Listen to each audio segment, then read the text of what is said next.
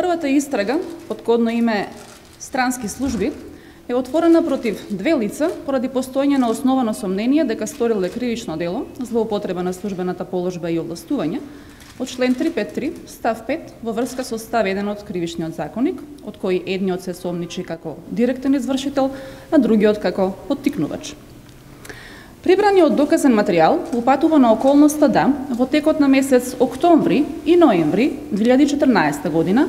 по барање на еден од осомничените, кој тогаш бил началник на одделот за оперативна техника во УБК,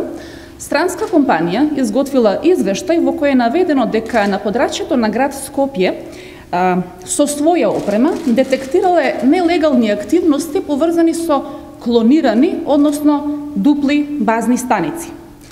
Ваквиот извештај требало да ја потврди тезата на тогашниот државен врв дека масовното незаконско прислушкување го извршиле странски служби. Се разбира дека свој интерес за изготвување на ваков невистинит извештај имала и странската компанија и таквиот интерес набрзо се реализирал.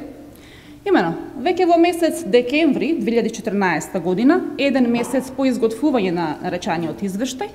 оваа компанија, надвор од процедурите предвидени во Законот за јавните набавки, со веројатно најбрзата постапка за јавна набавка на опрема, преку дејствија на двајцата осомничени со фаворизирање од нивна страна, го добила тендерот за набавка на опрема за потребите на МВР. Постапката по оваа јавна набавка е започната по иницијатива на второосомничениот, кој, како што наведов, тогаш бил началник на одделот за оперативна техника во УБК, кој на 16 декември 2014 година побарал да се спроведе постапка за набавка на предметната опрема согласно член 7 од Законот за јавните набавки, а првоосомничениот на 19 декември 2014 година донел одлука за набавка, формирал комисија за таа цел и само иницијативно доставил 3 покани за прибирање на понуди до 3 странски компании.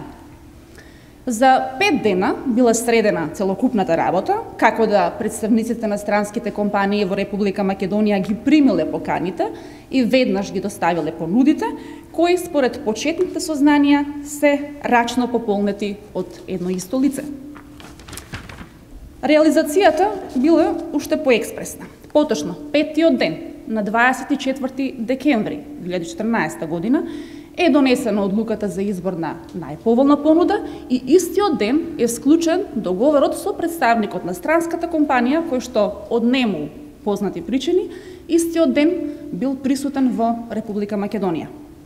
Опремата по овој договор, за кој постои основано сомнение дека е склучен со незаконити дејствија на двајцата осомничени,